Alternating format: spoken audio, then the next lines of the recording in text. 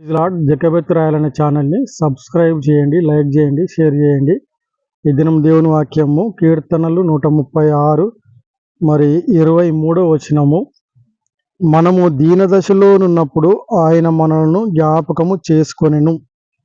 కాబట్టి దేవుడు ఇజ్రాయేల్ ప్రజలు ఐగుప్తులో దీనదశలో ఉన్నప్పుడు, బానిసత్వములో ఉన్నప్పుడు, అంతేకాకుండా కఠినమైన పనులు, ఇటుకల పని, మరి బూడిద పని, అలాంటి మరి బానిసత్వ పనులు ఉన్నప్పుడు దేవుడు వారి మొరను ఆలకించినాడు. వారి యొక్క దీన అవస్థను చూస్తూ వచ్చినాడు. ఆయన స్వయంగా వారిని విడిపించడానికి ఈ లోకానికి వచ్చినాడు.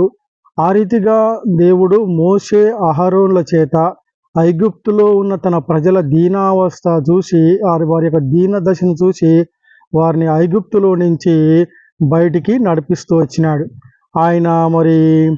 ఆయన చూసినట్లయితే ప్రసిద్ధి చెందిన రాజులను హతం చేసినాడు. ఆ సందర్భంలో గొప్ప రాజులను హతం చేసినాడు.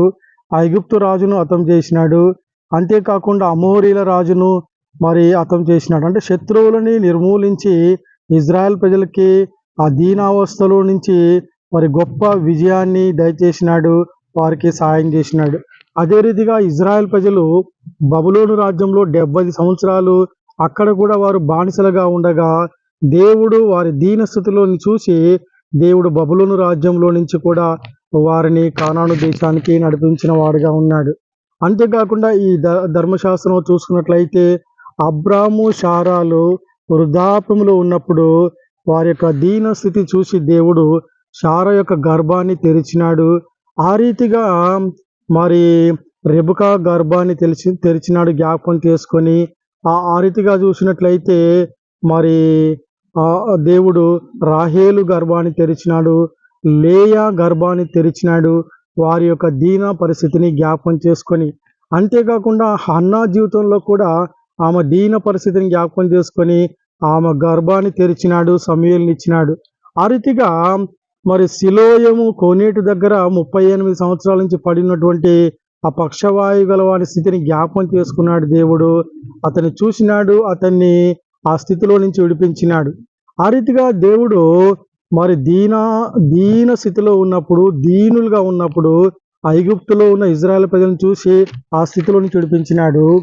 బబులోను రాజ్యంలో ఇజ్రాయెల్ ప్రజలు దీనావస్థలో దీన స్థితిలో ఉన్నప్పుడు వారిని చూసి ఆ స్థితిలో నుంచి విడిపించినాడు.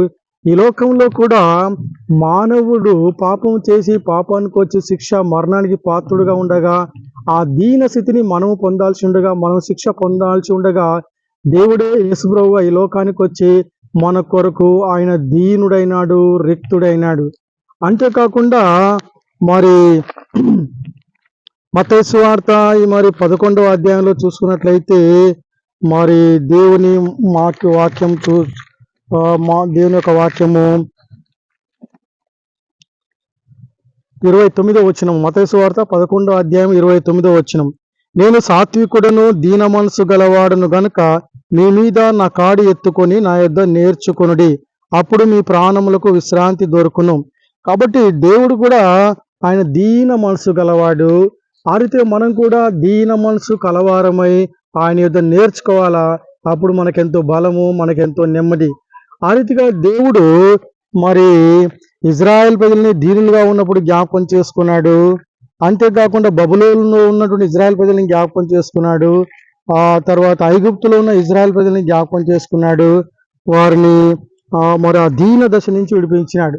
మన జీవితంలో కూడా మరి మనము దీన స్థితిలో ఉన్నప్పుడు, దీన దశలో ఉన్నప్పుడు, ఆహారం లేని పరిస్థితుల్లో, వస్త్రము లేని పరిస్థితుల్లో, అనారోగ్య పరిస్థితుల్లో, మరి ఇల్లు సరిగా లేని పరిస్థితుల్లో, వెహికల్ లేని పరిస్థితుల్లో, ఆర్థికంగా మరి దీన దశలో ఉన్నప్పుడు, అన్ని రకాలుగా మనం దీనులుగా ఉన్నప్పుడు ఆయన మనల్ని జ్ఞాపకం చేసుకొని మనకు ఆత్మీయంగా, భౌతికంగా సహాయం చేస్తూ వచ్చినాడు. ఆ దీన దశ నుంచి మనల్ని విడిపించినాడు. మనం కూడా మరి ఈ లోకంలో దీనులుగా ఉన్నవారిని, దీన దశలో ఉన్నవారిని, ఆహారం లేని వారిని, వస్త్రం లేని వారిని, ఇల్లు లేని వారిని, మరి అనారోగ్యంతో ఉన్న వారిని, బలహీనులుగా ఉన్నవారిని ఈ దేవుడు మనల్ని దీన దశలో జ్ఞాపకం చేసుకొని మనకు సహాయం చేసినాడు కనుక మనం కూడా మన చుట్టుపక్కల ఉన్న వారిని వారి యొక్క దీన దశను జ్ఞాపకం చేసుకొని వారికి మనము సహాయం చేయబద్ధులమై ఉన్నాము. అంతేకాకుండా వారికి దేవుని యొక్క వాక్యాన్ని కూడా ప్రకటించి వారికి కావాల్సిన అవసరాల అక్కర్లు మనం చూడబద్ధులమై ఉన్నాం. ఎందుకంటే దేవుడు మనల్ని దీన దశల నుంచి విడిపించినాడు కనుక మనం కూడా ఇతరుల యొక్క దీన దశలో సహకారులమై మనం ఇతరులు కూడా దీన దశలో నుంచి విడుదల పొందడానికి మనం సహాయం చేయబద్ధులమై ఉన్నాం. దేవుడి వాక్యము దీవించును గాక. ఆమేన్. Praise lord.